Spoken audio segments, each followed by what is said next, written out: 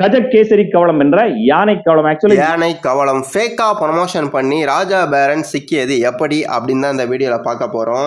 நம்ம ராஜா பேரன் அவருடைய சேனலில் வீடியோ போடும் போது செமையா ஏமாத்துவார். நல்லா உத்தம புத்திரன் மாதிரி பயங்கரமாக பேச்சை போடுவார், சிரிச்சே ஏமாத்துவார்.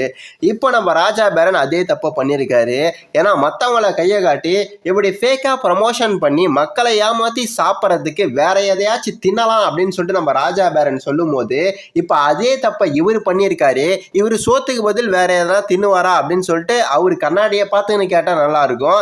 ஏன்னா ரீசெண்டாக அப்படிப்பட்ட ப்ராடக்டை ப்ரமோஷன் பண்ணி தான் காசு கையில் வந்தது. அதான் வாய்ப்பு கிடைக்கிற வரைக்கும் நல்ல வாய்ப்பு கிடைச்சிச்சுன்னா அடுத்தவங்கள மாதிரி தான் நம்ம ராஜா பேரனும். வாங்க பார்ப்போம் இன்னும் டீட்டெயிலாக. பேருக்கும் புகழுக்கும் சம்பாதிக்கணும்னு நான் இன்ஸ்டாகிராம் வரல. பேக்ரவுண்டில் மியூசிக்கை போட்டு நல்லா உத்தம புத்தர மாதிரி பேசுகிறாருல்ல, இவரும் கூட்டாளி தான். ஏன்னா ராஜா பேரன் விற்கிற ப்ராடக்டை வாங்கி இங்கே பாருங்கள், இதை நானும் சாப்பிட்டுருக்கேன், செமையாக இருக்குது அப்படின்னு சொல்லிட்டு இவரும் ப்ரமோஷன் பண்ணியிருப்பார். கேட்டதுக்கு சாக்கு போக்கு சூப்பராக சொல்லி சமாளிக்க ஆரம்பிச்சிருவார். நல்லவங்க மாதிரி ஒரு வேடத்தை போட ஆரம்பிச்சிருவாப்புல. ராஜா பேரனை விட மோசமான ஒரு விஷக்கிருமி அப்படின்னு சொல்லலாம். டீட்டெயிலாக பார்த்துட்டு வருவோம் என்னன்னு. வாங்க ஒன்று ஒன்றா பார்த்துட்டு வருவோம். கார்த்திக் ராஜா அப்படிங்கிற பர்சன் மிஸ்டர் ராஜா பேரன் அப்படிங்கிற ஒரு பர்சன் செல் பண்ண யானை கேசரி கவளம் அப்படிங்கிற ஒரு ப்ராடக்ட் வந்து ரிவ்யூ பண்ணிருக்காரு. யானை கவளம் லாஸ்ட் ஸ்பூன் அன்னையில இருந்து வரிசையா எனக்கு நிறைய பேர் டிஎம் பண்ணி இந்த ப்ராடக்ட் வந்துட்டு உண்மையிலேயே வந்துட்டு லைசன்ஸ் இருக்க ப்ராடக்டா, அதை வெரிஃபை பண்ணி சொல்லுங்க, டவுட்டா இருக்கு அப்படின்னு சொல்லி நிறைய பேர் டிஎம் பண்ணியிருந்தாங்க. அவங்க கிட்டயும் நிறைய பேர் கேட்டிருப்பாங்க போல இருக்கு. ஸோ மிஸ்டர் ராஜா பேரன் அண்ட் கார்த்திக் ராஜா அப்படிங்கிற பர்சன் வந்துட்டு வீடியோ போட்டு எங்ககிட்ட எல்லா லைசன்ஸும் இருக்கு, FSSA MSME எல்லா லைசன்ஸுமே இருக்கு அப்படின்னு சொல்லி ரெஸ்பாண்ட் பண்ணிருக்காங்க. வணக்கம், நான் உங்கள் ராஜா பேரன். நாங்களே 10 வருஷமா எங்க அப்பா ஃபுட் பிசினஸ் பண்றவங்க தான். உங்க எல்லா சர்டிஃபிகேட் இருக்குது, FSSA இருக்குது, MSME இருக்குது, எல்லா சர்டிஃபிகேட் தெளிவா இருக்கு. இதோட FSSA நம்பர் கூட நான் அந்த வீடியோல கடைசியா கொடுக்குறேன். அதனால நீங்க யானை கவளத்தை தைரியமா வாங்கி யூஸ் பண்ணலாம். ஒருத்தர்கிட்ட ஒரு பொருளை வாங்குறப்போ சர்டிபிகேஷன்லாம் இருக்கா இல்லையான்னு தெரியாம நான் வாங்கிருப்பேன். இனிமேல யாரும் வந்து FSSA இல்லன்னு வீடியோ போட்டீங்கன்னா உங்க மேல நம்ம லீகலா என்ன ஆக்டிவிட்டி எடுக்க வேண்டியிருக்குமோ அதை எடுக்க வேண்டியிருக்கும். அப்போ ராஜா பேரன் அவர்களே கம்ப்ளைண்ட் சித்து ஃப்ரீக்வன்சி அப்படின்ற லாயர் மேல கொடுக்கணும். ஏன் சொல்றேன்னா அவங்க தான் சொல்லியிருக்காங்க, நீங்க காட்டுற எவிடன்ஸ் ப்ரூஃப் எல்லாம் வச்சு எள்ளூருண்டவனா விற்கலாம், இது மாதிரி ப்ராடக்ட் எல்லாம் விற்க முடியாது அப்படின்னு சொல்லியிருக்காங்க. ஸோ முதல்ல அவங்க மேல ஒரு கம்ப்ளைண்ட் கொடுங்க மிஸ்டர் ராஜா பேரன் அவர்களே, ஓகேங்களா? இது மாதிரி நல்லா நம்ம பேசி விட்டுட்டா யாரும் நம்மளை பத்தி கேள்வி கேட்க மாட்டாங்க, எப்படி வேணா ஏமாத்தி தின்னலாம் அப்படின்னு சொல்லிட்டு தைரியமா சுத்தி நின்றுருப்பாரு நம்ம ராஜா பேரன். சரி வாங்க அடுத்தடுத்து என்ன நடக்குது அப்படின்னு சொல்லிட்டு பார்ப்போம். நன்றி. ஃபர்ஸ்ட், MSME அப்படிங்கிறது லைசன்ஸ் கிடையாது, அதுக்கும் ஃபுட் செல் பண்றதுக்கும் எந்த சம்பந்தமும் கிடையாது. செகண்ட், மிஸ்டர் ராஜா பேரன் காட்டுற FSSA லைசன்ஸ் வச்சு யானை கேசரி கவளம் விற்க முடியுமா அப்படின்னு கேட்டீங்கன்னா முடியாது. ஏன்னா அவர் வைக்கிற கிளைம்ஸ் அந்த மாதிரி. நான் உங்கள் ராஜா பேரன், யானை பலம் தரும் யானை கவளம் விஜய் வர்மாங்கிற வைத்தியரால ரெடி பண்ணி கொடுக்கப்படுது. முதுகெலும்பு கழுத்து வலி இந்த பிரச்சனை இருக்கவங்களா அதை சரி பண்ணும். அதோட முக்கியமா டெஸ்டோஸ்டெரான் லெவலை பூஸ்ட் பண்ணும். பல வகை மூலிகைகளா தயாரிக்கப்படக்கூடிய அந்த யானை கவளம் நம்முடைய நரம்புகளை பலப்படுத்தி, நம்முடைய எலும்புகளை பலப்படுத்தி, நம்முடைய ஆண்மை ஹார்மோனை பல மடங்கு அதிகரிக்கக்கூடிய 10 கிலோ ஸ்டாக் இருக்குது. 4 கிலோ 1500 ரூபாய், அரை கிலோ 3000 ரூபாய். ஏன்டா இவ்வளவு வேல்யூ சொல்ற, இவ்வளவு ரேட் சொல்ற அப்படின்னா அதனுடைய வேல்யூவை நீங்க எடுத்து பார்த்தாதான் தெரியும். அந்த அளவுக்கு பவர்ஃபுல்லான ஒரு நேச்சுரல் பொருள். வாங்கிக்கோங்க. அவ்வளவுதான், வாங்குங்கன்னு சொல்லிட்டு ஆம்ஸ் அப்படி காட்டினாரா, வாயை பொழந்துட்டு நீயும் வாங்கின்னு போயிட போற. இங்க பாத்தியா இவர் இது சாப்பிட்டு தான் அப்படி இருக்காரு கட்டுமஸ்தா அப்படின்னு சொல்லிட்டு இப்பெல்லாம் உடம்பை ஏத்திட்டா போதும், அப்படியே எதை வேணா வந்து பார்த்தீங்கன்னா விற்க ஆரம்பிச்சிருது. இதுதான் உடம்பை காட்டி சம்பாதிக்கிறது. பெண்கள் மட்டும் கிடையாது, நம்ம ராஜா வேறனும் அந்த லிஸ்ட்ல தான் வருவாரு. இப்போ எது இதை நான் சொல்றேன்னா, இப்போ நான் அந்த ப்ராடக்ட்டை விற்கிறேன், இங்கே பாருங்க என் ஆம்சம் பாருங்க அப்படின்னு காட்டுறேன். எனக்கு எலும்பு மட்டும் தான் இருக்கும், நீ பார்த்துட்டு என்ன பண்ணுவேன்? ஏன்னா உனக்கே எலும்பு மட்டும் தான் இருக்கு, நான் சாப்பிட்டா எப்படா என் உடம்பு ஏறும் அப்படின்னு சொல்லிட்டு என்னை பார்த்து நீ கேள்வி கேட்ப. அதுவே நம்ம ராஜா பேரன் மாதிரி ஆளுங்க வாங்குங்க அப்படின்னு சொல்லிட்டு இப்போ போஸ்ட் கொடுத்த மாதிரி ஒரு போஸ்ட் கொடுத்தா, ஆஹா மனுஷனுக்கு எப்படி உடம்பு இருக்கு பாரு, இதை சாப்பிட்டு தான் ஆச்சு அப்படின்னு சொல்லிட்டு நீ வாங்குவ. அப்போ எதை பார்த்துட்டு வாங்குற? அந்த உடம்பை பார்த்துட்டு தான் வாங்குற. அப்போ இதுவும் ஒரு வகையில உடம்பை காட்டி ஏமாத்த தின்ற கேஸ்ல தானே வரும். சரி வாங்க அடுத்ததை பார்த்துட்டு வரும். இப்படி ஒரு சர்வயோக நிவாரணை எல்லாம் FSSA கீழே கட்டுப்படாது. இதுக்கு ஸ்ட்ரெயிட்டா மினிஸ்ட்ரி ஆஃப் ஆயுஷ் தான். ஸோ ஆயுஷ் லைசன்ஸ் எடுத்துருக்கணும். எடுத்ததுக்கு அப்புறம் தான் ப்ராடக்ட் சேல் பண்ணணும். ஃபர்ஸ்ட் பேசிக்கான ஒரு அண்டர்ஸ்டாண்டிங் இருக்கு. என்னன்னா நீங்க இப்போ ஒரு ஸ்நாக்ஸ் விற்கிறீங்க, ஒரு சாக்லேட் விற்கிறீங்க அப்படின்னா அதுக்கு கேட்டகரி பார்த்து FSSA லைசன்ஸ் எடுத்தா போதும். இதுவே நான் வே ப்ரோட்டீன் விற்க போறேன், ஸ்ட்ரென்த்துக்காக சிலாஜத் விற்க போறேன், முடி நீளமா வளர்றதுக்காக கம்மிஸ் விற்க போறேன், முகம் பலபலன்னு இருக்கிறதுக்காக நான் வந்து நியூட்ரிஷியஸ் பவுடர் விற்க போறேன், இந்த மாதிரி எல்லாம் ஹெல்த்துக்காகவோ இல்ல பியூட்டிக்காகவோ வந்துட்டு இதை கன்சியூம் பண்ணுங்க அப்படின்னு அட்வர்டைஸ் பண்ணி ஒரு ப்ராடக்ட்டை செல் பண்ண போறீங்க, விற்க போறீங்க அப்படின்னா நீங்க FSSAல நியூட்ராசியூட்டிக்கல் லைசன்ஸ் எடுக்கணும். பட் இதுவே உங்க ப்ராடக்ட் ஒரு மெடிக்கல் கண்டிஷனை கியூர் பண்ணும், ஹார்மோனல் செக்ரேஷன்ஸை வந்துட்டு இன்ஃப்ளூயன்ஸ் பண்ணும், ஒரு chronic health conditions like diabetes, PCOS இதெல்லாம் ட்ரீட் பண்ணும், என் ப்ராடக்ட் வந்து ஒரு மெடிசினல் ஈக்குவலண்ட், இதுல பல அரிய வகை மூலிகைகள்லாம் போட்டு நான் தயாரிச்சிருக்கேன் அப்படின்னு சொல்லி நீங்க அட்வர்டைஸ் பண்ணி ஒரு ப்ராடக்ட் விற்க போறீங்க அப்படின்னா உங்களுக்கு ட்ரக் லைசன்ஸ் வேணும். இதுவே ஹெர்பல் பேஸ்ட் கன்காக்ஷன்ஸா இருந்ததுன்னா ஆயுஷ் லைசன்ஸ் வேணும். இன்கேஸ் நீங்க ஃபுட் ஷாப் ஓபன் பண்ண போறீங்க, இல்ல ஃபுட் வந்து சேல் பண்ண போறீங்க, இல்ல இந்த மாதிரியான மெடிசனல் ப்ராடக்ட்ஸ் விற்க போறீங்க அப்படின்னா உங்களுக்கு எந்த கேட்டகரியில எந்த லைசன்ஸ் எடுக்கணும் அப்படிங்கறத வந்து ஆட் பண்ண சொல்றேன், சேவ் பண்ணிக்கோங்க. சோ இந்த இஷ்யூல மிஸ்டர் ராஜா பேரன் சேல் பண்ற யானை கேசரி கவாலம் அப்படிங்கிற ப்ராடக்ட்டுக்கு அவர் வைக்கிற கிளைம்ஸ்க்கு அவர் ஆயுஷ் லைசன்ஸ் தான் எடுத்துக்கணும். ஆனா அவர்கிட்ட 2 பேசிக் ரெஜிஸ்ட்ரேஷன் தான் இருக்கு. பட் இதுல சோகம் என்னன்னா அந்த ரெஜிஸ்ட்ரேஷனும் தப்பான கேட்டகரியில ரெஜிஸ்டர் ஆயிருக்கு. சோ அண்ணா நீங்க வந்துட்டு வச்சிருக்க ரெஜிஸ்ட்ரேஷன் கேட்டகரிக்கு எல்லோருண்ட வேணா விற்கலாம், பட் யானை கேசரி கவாலம் விற்க முடியாது. சோ ஃபர்ஸ்ட் லைசன்ஸ் எடுத்துட்டு அதுக்கப்புறமா செல் பண்ணுங்க. இப்போ இதுல இருந்து என்ன தெரியுதுன்னா, நம்ம ராஜா பேரன் அவர்கள் அவ்வளவுதான், நம்ம கிட்ட தான் இவ்வளவு ஃபாலோவர்ஸ் இருக்காங்களே, நாய் மாதிரி குலைக்க போறாங்க, நம்ம சொல்றத வந்து கேட்க போறாங்க அப்படின்னு சொல்லிட்டு என்ன வேணா வாய்க்கு வந்ததை அடிச்சு விடுறது, ஆம்சை காட்டி பல்ல காட்டி. நான் என்ன சொல்றேன்னா, ஆயுஷ் லைசன்ஸ் இருக்கா அதை காட்டுங்க முதல்ல. ஏன்னா அவர் வந்து பார்த்தீங்கன்னா அது ரெண்டுத்தையும் காட்டுறாரு, இதுவும் பண்றாரு. அதான் அவங்களே சொல்றாங்க இது எள்ளு உருண்டை விற்க தான் லாக்கி அப்படின்னு சொல்லிட்டு. அப்படி நீங்க ஸ்டார்டிங்ல யாருன்னா வந்து பார்த்தீங்கன்னா இது மாதிரி தப்பா யாருன்னா சொன்னீங்கன்னா நான் கேஸ் கொடுப்பேன், சட்டப்பூர்வமா நடவடிக்கை எடுப்பேன் அப்படின்னு நம்ம ராஜா பேரன் சொன்னாங்க. இப்ப சட்டப்பூர்வமா கொஞ்சம் சீக்கிரமா நடவடிக்கை எடுத்தீங்கன்னா நல்லா இருக்கும். ஏன்னா ஏமாத்தி தோன்றது மட்டும் இல்லாம அதை உத்தம மாதிரி வந்து பேச வேண்டியது வேற. சரி ஓகே, இப்போ இன்னொரு விஷயத்துக்கு வரும். இதை விட மோசமா வந்து பார்த்தீங்கன்னா இவர் கூட ஒருத்தர் வந்து பார்த்தீங்கன்னா கார்த்திக்னு சொல்லிட்டு ஒருத்தர் இருப்பாரு. அவர் இல்லாத வேஷம்லாம் போடுவாருங்க, அப்படியே உத்தம புத்திர மாதிரியே பேசுவார் பாருங்க. பேக்ரவுண்ட்ல மியூசிக் எல்லாம் போட்டு இத்தனைக்கும் வந்து பார்த்தீங்கன்னா உழைச்சி சம்பாரிச்ச மாதிரியே பேசுவாரு. நான் இன்ஸ்டாகிராமுக்கு வந்ததே வந்து பார்த்தீங்கன்னா நல்லது பண்றதுக்காகவும் என் பேர் நல்லா இருக்கணுன்றதுக்காகவும் காசு சம்பாதிக்கலாம் கிடையாது அப்படின்னு பேசுவாரு.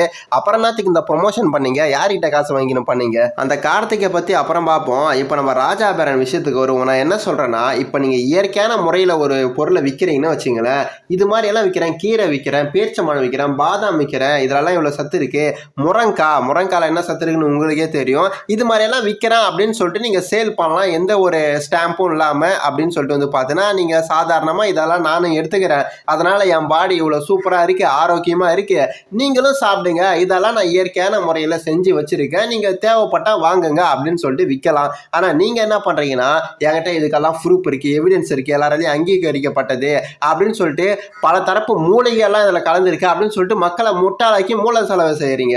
ஏன் சொல்றேன்னா, அப்புறம் இயற்கையான பொருளெல்லாம் சொன்னல, கீரை, முட்டை, அதுக்கப்புறம் சிக்கனு, முருங்காய், அதுக்கப்புறம் பேரிச்சம்பழம், பாதாம், இதெல்லாம் வந்து 1/2 கிலோ 3000 ரூபாய் உங்களுக்கு தரேன் அப்படின்னு சொல்லிட்டு நம்ம ராஜா பேரன் சொன்னா, அது 1/2 கிலோ இதெல்லாம் சேர்த்து 3000 ரூபாயா? இல்ல, இதெல்லாம் நானே செஞ்சுக்கிறேன், நானே வாங்கி சாப்பிட்டுக்கிறேன் இந்த 3000 ரூபாய்க்குன்னு சொல்லிட்டு நீ வாங்க மாட்டேன்.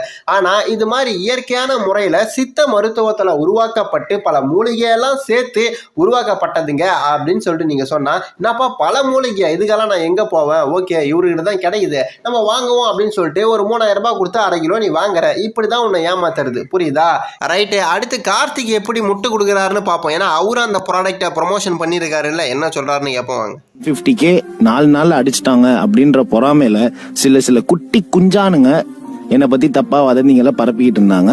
4 நாள்ல 50K அடிச்சுட்டா எதை வேணா ப்ரமோஷன் பண்ணிக்கின்னு எப்படி வேணா ஏமாத்தி தோணலாம் அப்படின்னு சொல்லிட்டு எதனா ரூல்ஸ் இருக்கா உனக்கு? ஏன் கேட்குறேன் அப்படின்னு கேட்டீங்கன்னா, ஸ்டார்டிங்கில் வந்து நான் ஃபேமுக்காக வரல, என் பேர் நல்லா இருக்கணும் அப்படின்னு வந்தேன். இப்போ நான் பெருமையாக பேசி நிற்கிறேன், 4 நாள் 50K வந்துச்சு அப்படின்னு சொல்லிட்டு எல்லாரும் போட்டு ஒருத்தனை அடிப்பாங்க, 10ல் ஒரு 11 ஆளாக நீயும் பேசிடுவேன். அதை பார்த்துட்டு உன்னை நல்லவன் நினச்சி ஃபாலோ பண்ணுவாங்க, எவ்வளோ பேர் அன்ஃபாலோ பண்ணாங்க. அதுக்கப்புறம் அதுக்கு இதை பெருமையாக வேற பேச வேண்டியது. அது இல்லாமல் இப்படி 50K அடிச்சுட்டா நீ என்ன ப்ராடக்ட் வேணா விற்று நீ வந்து பார்த்தீங்கன்னா மக்களை ஏமாற்றி சாப்பிடுவேன், நாங்கள் பார்த்துன்னு கம்முன்னு இருக்கணும். அப்படி கேள்வி கேட்டா கேள்வி கேட்கறவங்கள இது மாதிரி குட்டி குஞ்சானுங்க அப்படின்னு சொல்லிட வேண்டியது. ஏன்னா அப்படி சொல்லிட்டா யாரையும் கேள்வி கேட்க மாட்டாங்கல்ல. என்ன ஒரு ராஜதந்திரம், என்ன ஒரு புத்திசாலித்தனம் அப்படின்னு சொல்லிட்டு பாத்தீங்கல்ல. ரைட்டு, இப்ப தலைவர் இன்னொரு விஷயம் சொல்லுவாரு, எந்த அளவுக்கு ஒரு பயங்கரமான தற்குறி அப்படின்னு சொல்லிட்டு இந்த விஷயத்துல நீங்க பார்த்து தெரிஞ்சுக்கலாம். இந்த மாதிரி ஆளுங்களுக்கு தாண்டா ஒன்னேன்னு சொல்லிக்கிறேன். ஸ்கிரீன்ல தெரியுது பத்தியா, இந்த ஜட்டி 15,000 ரூபா, இந்த ஜட்டி 7,000 ரூபா. ஒரு ஜட்டிலேயே நான் ஸ்டாண்டர்ட் பார்த்து வாங்குறேன் அப்படின்னா 2014 இருந்து வே புரோட்டீன் ஜிம் சப்ளிமெண்ட் சாப்பிட்டுக்கிட்டு இருக்கேன். ஒருத்தர்கிட்ட ஒரு பொருளை வாங்குறப்போ சர்டிபிகேஷன்லாம் இருக்கா இல்லையான்னு தெரியாமையாடா வாங்கியிருப்பேன். அந்த சர்டிபிகேட்டை தான் நாங்களும் கேட்குறோம். அதை விட்டுட்டு ஒன்றும் கிடையாது, ஆயுஷ் லைசன்ஸை காட்டிட்டா பிரச்சனையே முடிஞ்சு போயிடும். அதை தவிர்த்து இது எல்லாத்தையும் சொல்ல வேண்டியது எங்கப்பா அந்த லைசன்ஸு, கொடுக்க வேண்டிய லைசன்ஸை கூட, முக்கியமாக ஆயுஷ் லைசன்ஸு தான் தேவை. அது எங்கன்னு கேள்வி கேட்டால் குட்டி குஞ்சானுங்க அப்படின்னு சொல்லிட்டு கதை விட வேண்டியது. ஏன்னா அப்படி குட்டி குஞ்சானுங்கன்னு சொல்லிட்டா யாரும் கேள்வி கேட்க மாட்டாங்க அப்படின்ற ஒரு தைரியம் வேற. அதுக்கப்புறம் பாருங்க, நான் போட்டுக்கிற ஜட்டி ஒரு ஜட்டி 15,000 ரூபாய் ஜட்டி, இது 7,000 ரூபாய் ஜட்டி, இப்படி நான் ஜட்டியே இப்படி பார்த்து பார்த்து வாங்குறேனே, உங்களுக்கு ஒரு ப்ராடக்ட்டை நான் ப்ரொமோட் பண்ணுறேன்னா அதை பார்த்து பண்ண மாட்டேனா அப்படின்ற மாதிரி பேசுகிறாரு. நான் என்ன கேட்குறேன்னா, உன் ஜட்டி நீ எப்படி வேணா வந்து வாங்கிக்கோ, அது பிரச்சனையே கிடையாது. நீ ஜட்டியை சாப்பிட்றாளா? ஓகே, நான் கேட்குறேன், ஜட்டியை நீ சாப்பிடுவியா? நீ ப்ரமோஷன் பண்ணுறது சாப்பிட்ற ஒரு ப்ராடக்ட்டு, ஓகேவா? அதையும் ஜட்டியும் கம்பேர் பண்ணுறேன்னா எவ்வளோ பெரிய தற்கூரி தலைவன் அப்படின்னு சொல்லிட்டு நீங்கள் பார்த்துங்க. தற்கூரி கிடையாது, தற்கூரிகளோட தலைவன். ஏன்னா ஜட்டி யாரும் சாப்பிட போகிறது கிடையாது.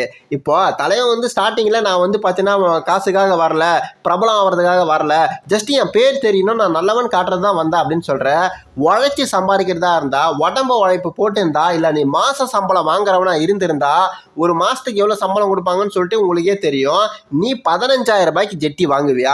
இப்படி ஓசியில் ப்ரமோஷன் பண்ணி கண்ட ப்ராடக்ட் எல்லாம் ஏமாற்றி விற்று மக்களை ஏமாற்றி முட்டாளாக்கி நல்லவ மாதிரி பேசி வேஷம் போட்டு அந்த காசில் தானே நீ ஜட்டி வாங்குற, அந்த காசில் தானே 15,000 ரூபாய்க்கு 7,000 ரூபாய்க்கு நான் ஜட்டி வாங்கியிருக்கேன் அப்படின்னு பெருமை பேசுகிற.